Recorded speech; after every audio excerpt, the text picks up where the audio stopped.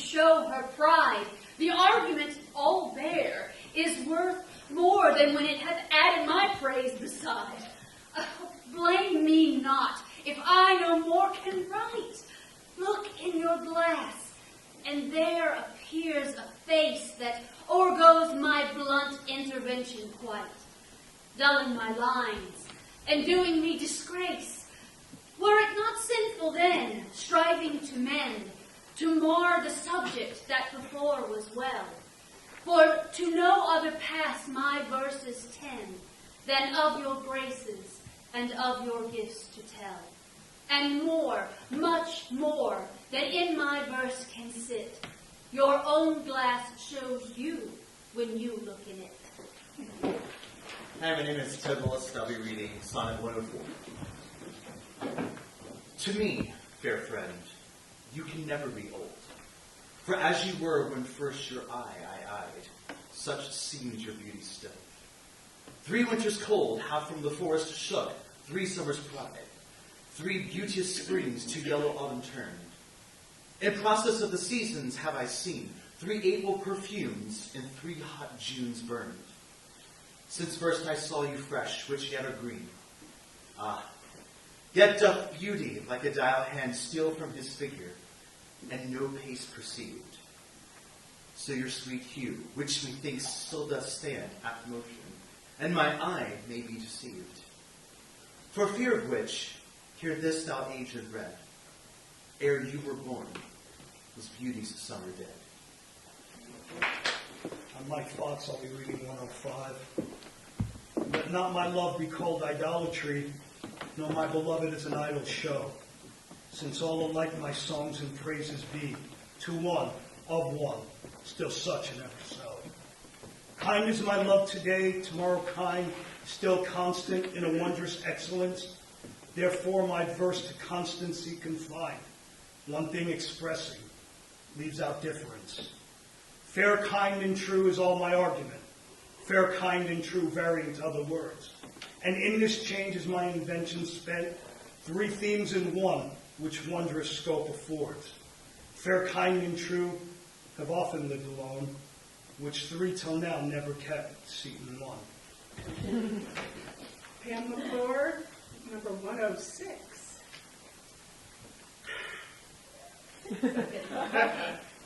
When in the chronicle of wasted time, I see descriptions of the fairest whites and beauty making beautiful old rhyme in praise of ladies dead and lovely knights, then in the blazon of sweet beauty's best, of hand, of foot, of lip, of eye, and brow, I see their antique pen would have expressed even such a beauty as you master now.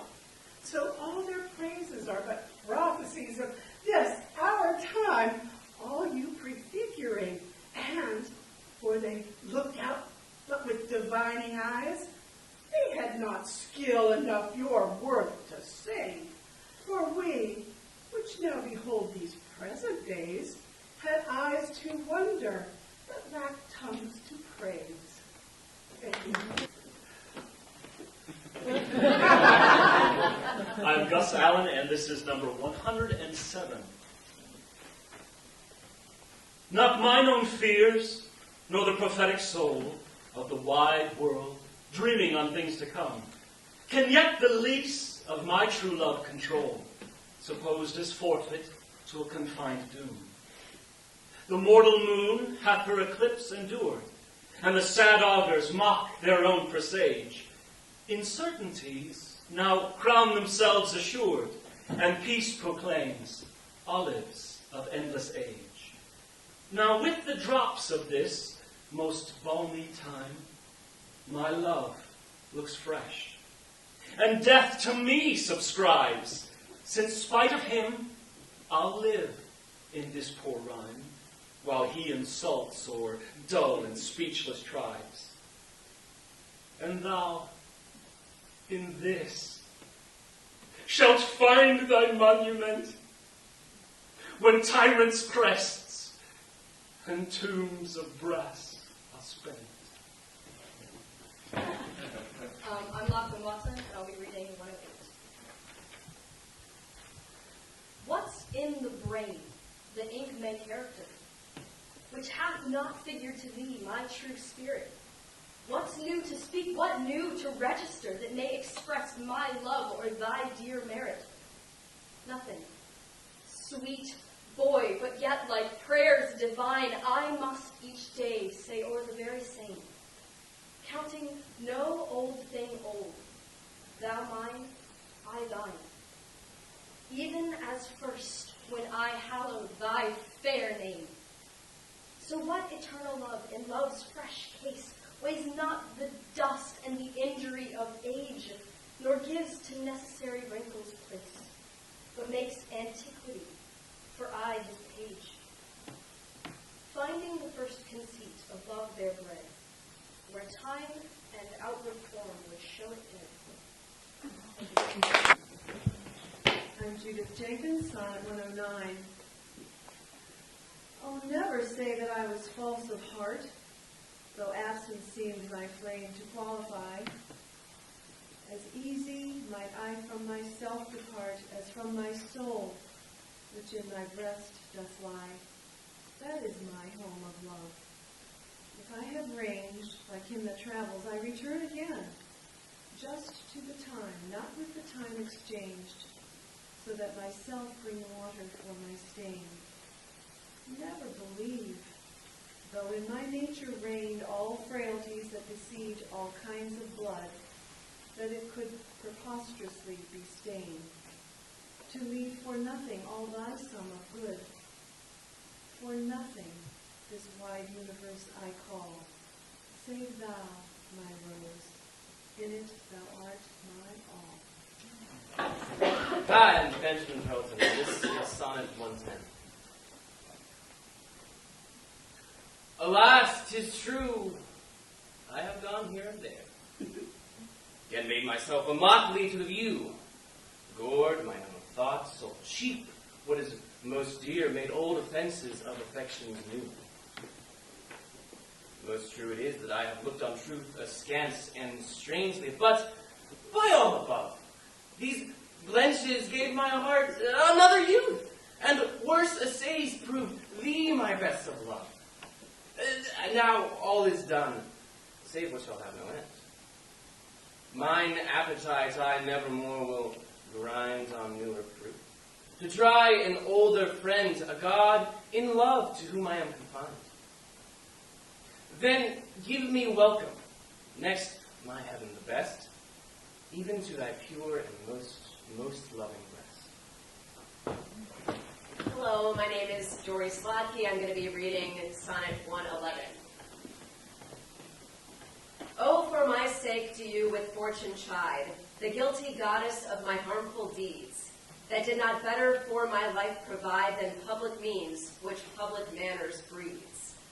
Thence comes it that my name receives a brand, and almost thence my nature is subdued to what it works in, like the dyer's hand.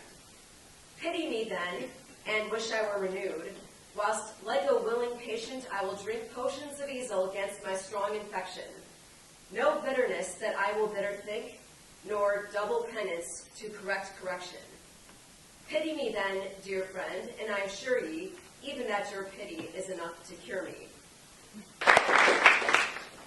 Von meinetwegen, o mein Mazel schelt, der Schuldiger in mein jeden schlechten Tat, was hat kein besseres vor mir verstellt, wie sein mit die von niedergrießten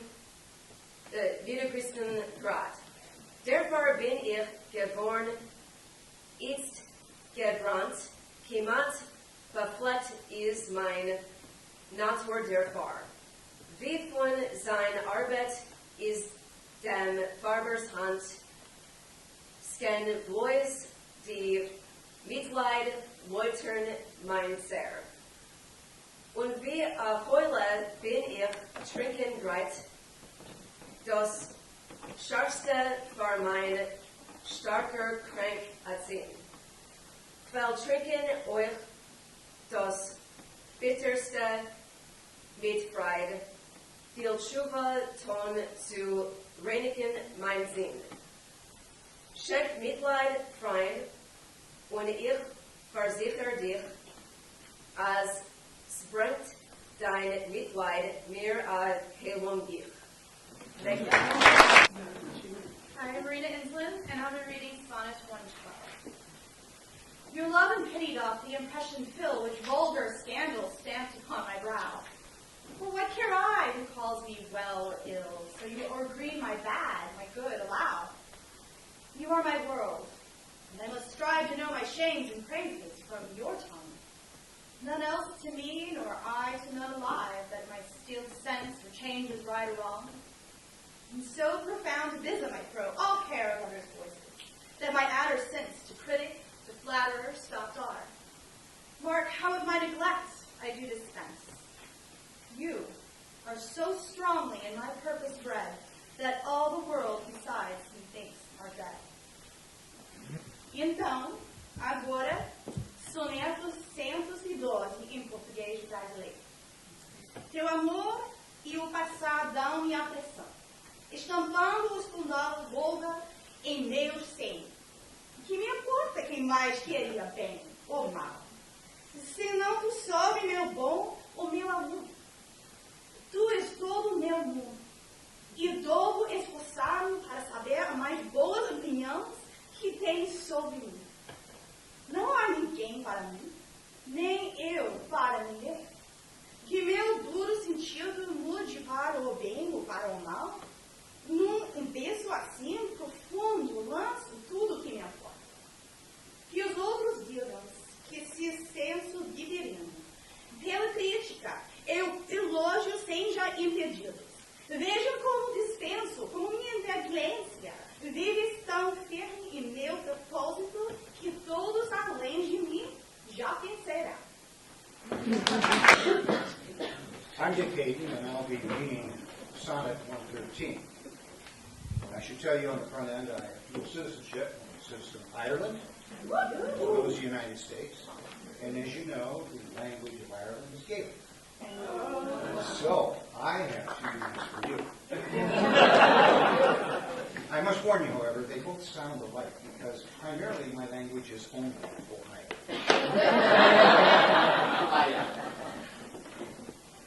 It's from ends and I.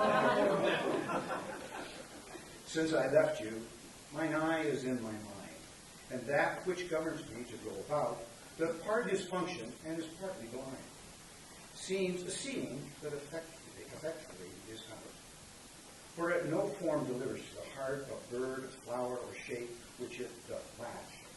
Of his quick objects hath the mind no part, nor his own vision holds what it doth catch. For if it see the rudest or gentlest sight, the most sweet favor or deformedest creature, the mountain or the sea, the day or night, the crow or dove, it shapes them to your feature. Incapable of more replete with you, my most true mind thus makes mine, I untrue.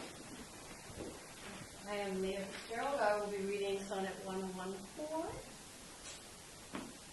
Or whether doth my mind, of being crowned with you, drink up the monarch's plague, this flattery, or whether shall I say, mine eye saith true, and that your love causeth this alcohol, to make of monsters and things indigest such cherubims as your sweet self resemble, creating every bad a perfect best, as fast as objects to his beams assemble.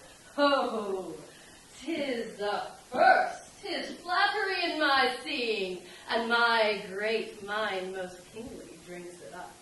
Mine eye well knows what with his gust is green, and to his palate doth prepare the cup. If it be poisoned, 'tis the lesser sin, that mine eye loves it, and doth first begin. I'm Andrea Bench, and this is 115. Those lines that I before have writ do lie, even those that said I could not love you dearly. Yet then my judgment knew no reason why my most full flame should afterwards burn clearer. What? reckoning time, whose million accidents creep in twixt vows and change decrees of kings, tam sacred beauty, blunt the sharpest intents, divert strong minds to the course of altering things. Alas, why, hearing of time's tyranny, might I not then say, now I love you best?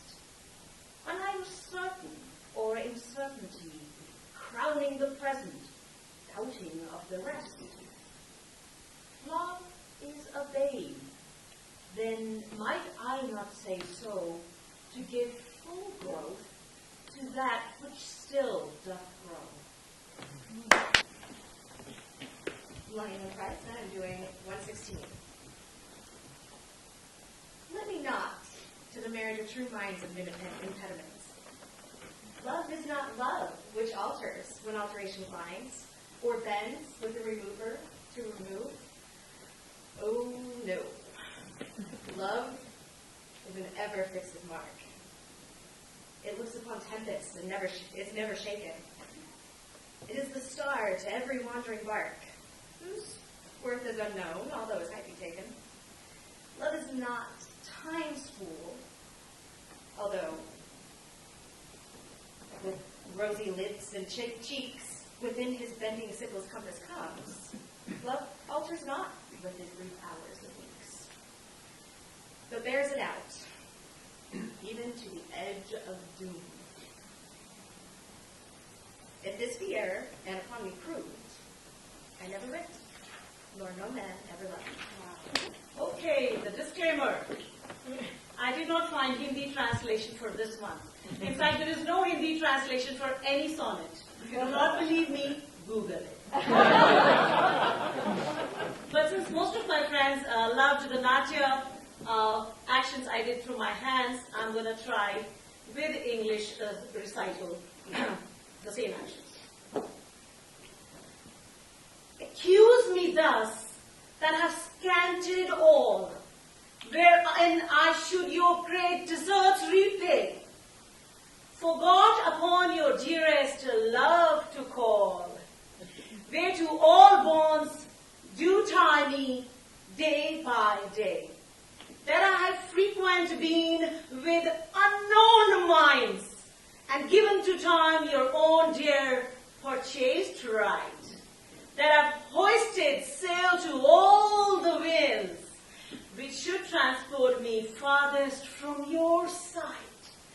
With both my willness and errors down, and on just proof surmise accumulate. Bring me within the level of your frown, but shoot not at me in your vacant hate, since my appeal says I did strive to prove the constancy and virtue of your love. Hi, my name is Matt. This is the first time I've ever done anything like this, so don't judge me too hard.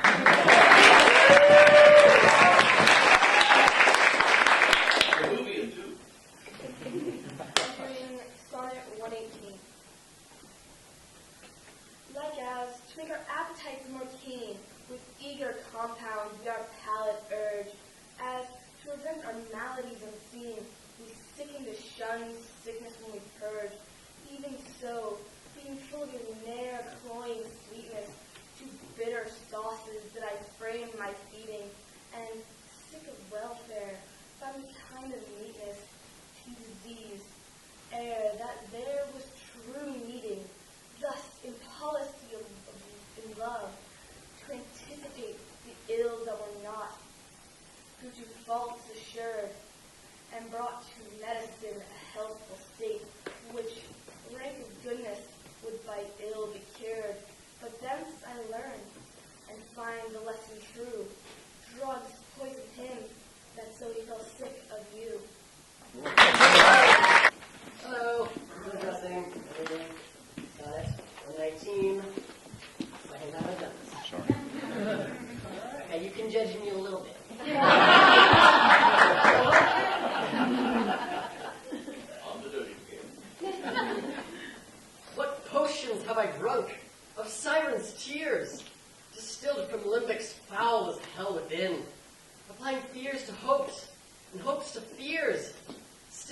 losing when I saw myself to win? What wretched errors hath my heart committed, whilst it hath thought itself so blessed never? How have mine eyes out of their spheres been fitted in the distraction of this madding fever? Oh, benefit of ill, now I find true, that better is by evil still made better, and ruined love, when it is built anew, grows fair than at first, or strong, or greater. So I return rebuked to my content, and gain by ill thrice more than I have spent. Hello, I'm Bob Skyver, and I am going to read Sonnet 120. That you were once unkind befriends me now.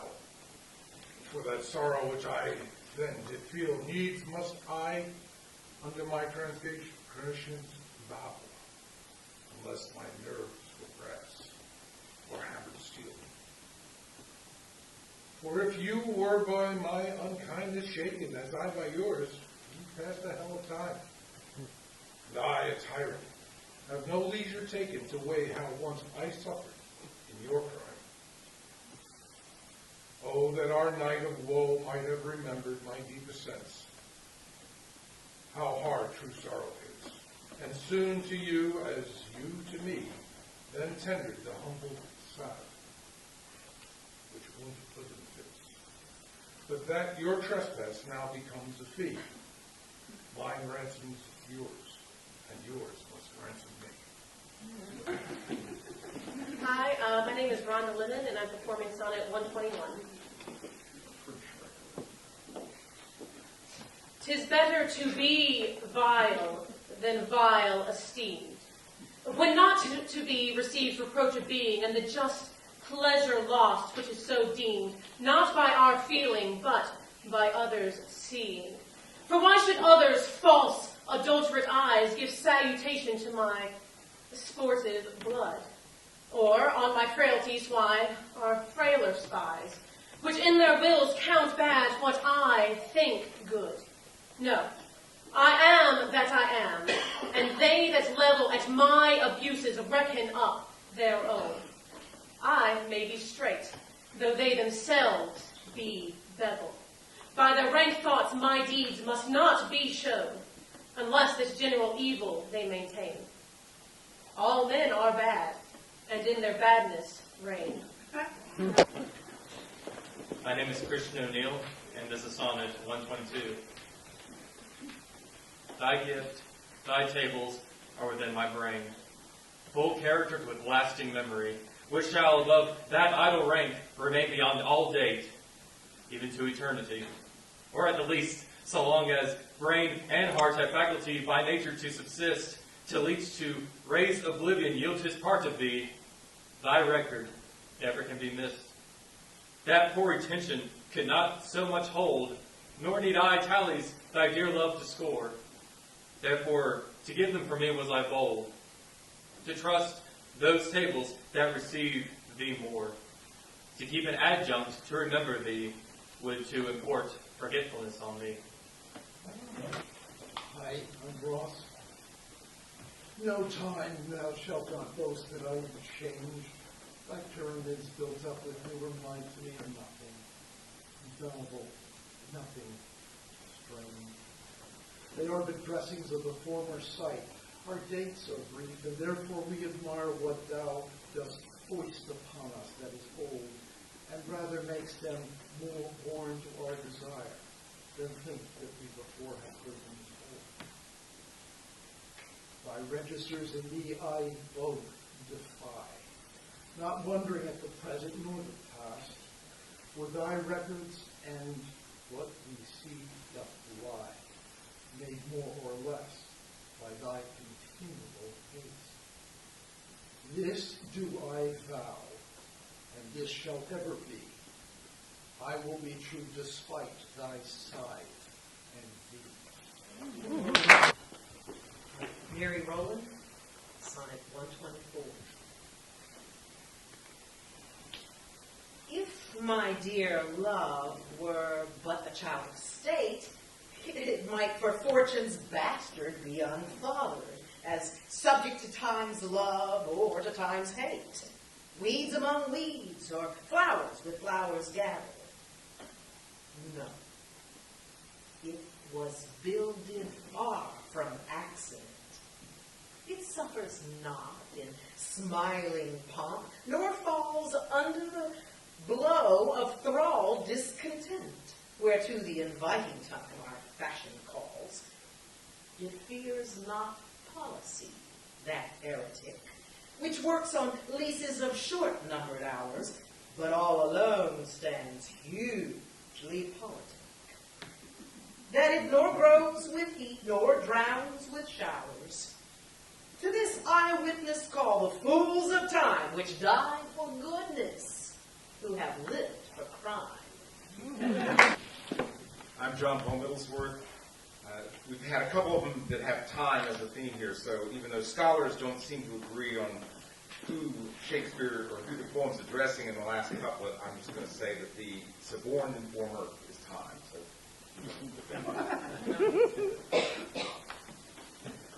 Were it aught to me, I bore the canopy with my extern, the outward honoring, or laid great bases for eternity, which proves more short than waste or ruining. Have I not seen dwellers on form and favor lose all and more by paying too much rent for compound sweet, foregoing simple savor, pitiful thrivers in their gazing spent? No, let me be obsequious in thy heart, and take thou my oblation, poor but free, which is not mixed with seconds, knows no art, but mutual render, only me for thee. Hence, thou suborned informer, a true soul, when most impeached, stands least in thy control.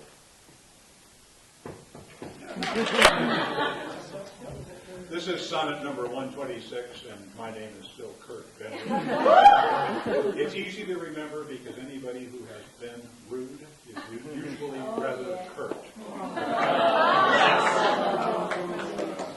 There's such times. O thou, my lovely boy, who in thy power dost hold time's fickle glass, his sickle hour, who hast by waning grown, and therein show'st thy lover's withering as thy sweet self grows. If nature, sovereign mistress over wrack, as thou goest onwards, still will pluck thee back. She keeps thee to this purpose, that her skill may time disgrace and wretched minutes kill. Yet fear her, O thou minion of her pleasure. She may detain, but not still keep her treasure. Her audit, though delayed, answered must be, and her quietus is to render thee. My name is Shay Harkett Cole again. I'm reading Sonnet 127, and when I first saw it, I had to find out basically what it meant, because actually the first three lines kind of hit me in a different way. In the old age, black was counted, not fair. Or if it were, it bore not beauty's name. But now is black beauty's successive path. For since each and beauty slandered with a bastard shame. For since each hand hath put on nature's power, bearing the foul with art's false borrowed face, sweet beauty hath no name, no holy vow, but is profane, if not lives in disgrace. Therefore my mistress's brows are rendered black, her eyes so sweet, and they mourners see. At such who, not born fair, no beauty lack, slandering creation with a false esteem. Yet so they mourn, becoming of their woe, that every tongue says beauty should look so. Whoa.